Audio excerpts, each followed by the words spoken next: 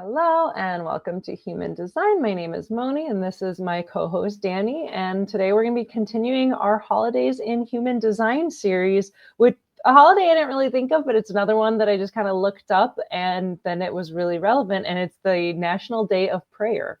Something to be said about that, because to have a National Day of Prayer, it means at some point in Congress assembled, got together and chose to do that. So Yeah. that's very interesting. That means 500 men, approximate men and women, got together and chose to do that. I find that interesting. Yeah, that it was enough of a relevant thing that people came together in such a big way to make a national holiday, to have, like you said, Congress come together of like, hey, this is important because sometimes bad things happen and we should come together and put our intention together in a positive way. Absolutely. Absolutely. So this one's going to be very interesting, guys. The gates, when Mona gets to it, I think you're going to approve. Yeah, absolutely. So thanks to our audience for watching and liking and subscribing and hanging out with us and seeing where this goes.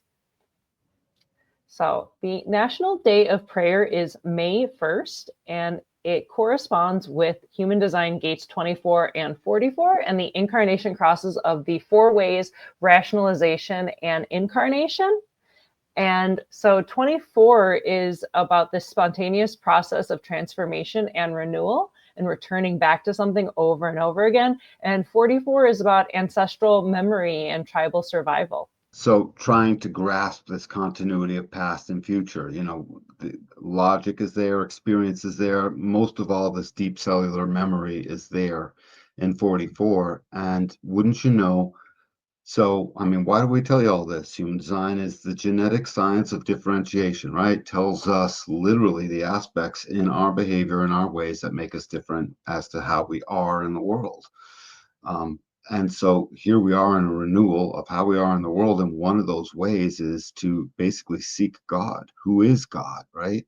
This direction, evolving our consciousness. One of the aspects of that is, what is this higher self of us?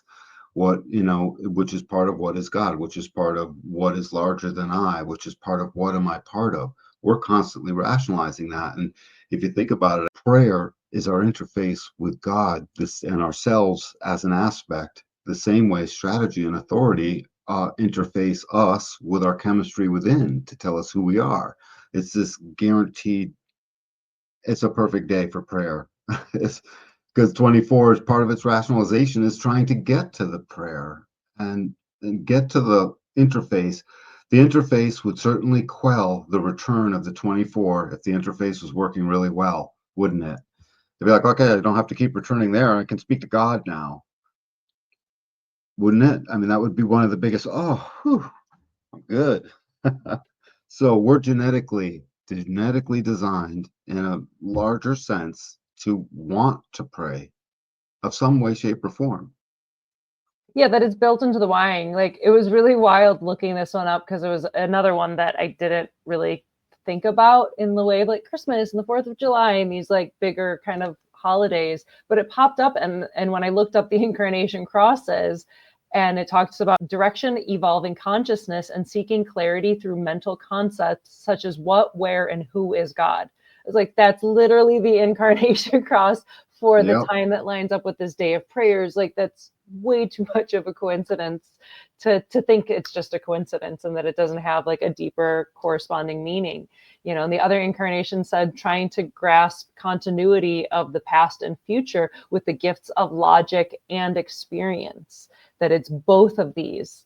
Like, it's crazy things happen and you got to reach out. Like, you got to reach out and aim up and think that there's can be something bigger than us that can help us. Like, that's And and that it's part of the woven tapestry inside of us, that it's natural. It's just natural to do until the not self goes and says, oh, you feel dorky, or it doesn't feel right, or whatever, or till the not self comes in and says what isn't true about that. I'm still blown away. I forget exactly. So however many people there are in the house, isn't it like 400, 300 and something, or 400 and something, and then 435 thank you. And so it's 535, because there's 100 senators, senators. Yeah. 535 men and women, and plus a president, chose to ordain this. Yeah. Here, actually, perfectly, because I do have a bit of history on the National Day of Prayer.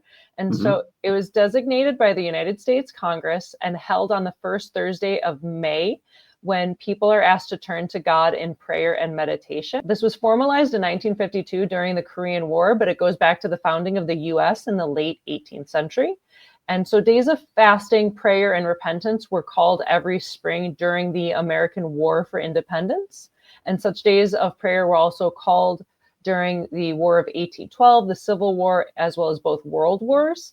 And so, in our nation's most desperate times in the past, the leadership of this country pointed the people to pray to God Almighty, pray to something bigger, pray to, that there's something bigger out there that can help us. On April 17, 1952, President Truman signed a bill requiring each successive president to declare a national day of prayer on a day the current in office president deemed appropriate. And so it would kind of vary based on each president would just pick one of these days that they saw fit. And this date remained flexible until 1988, when President Ronald Reagan signed an amended law fixing the observance on the first Thursday of May. And it was aimed to provide consistency and align with growing public participation. So the National Day of Prayer emphasizes prayer for the nation, its leaders, and its citizens. And this holiday reflects a blend of historical precedent and mid-20th century religious revivalism shaped by cultural and political contexts. It's funny because I distinctly remember I was alive during this Apollo 13. Apollo 13, we had to pray for those guys. And the whole planet was asked to pray, as a matter of fact. The Americans asked the whole planet to pray in our own way. I'm sure others asked too, or whatever, but it was just funny how it came out of that way. And then again, I remember there was another time, and I forget what it was surrounding, where we there was an experiment to see if through prayer and meditation in a moment, if everyone agreed, we picked 10 minutes, one point, it was a big push. I don't know how many tens of millions of people participated, but it was, so this has been here a long time.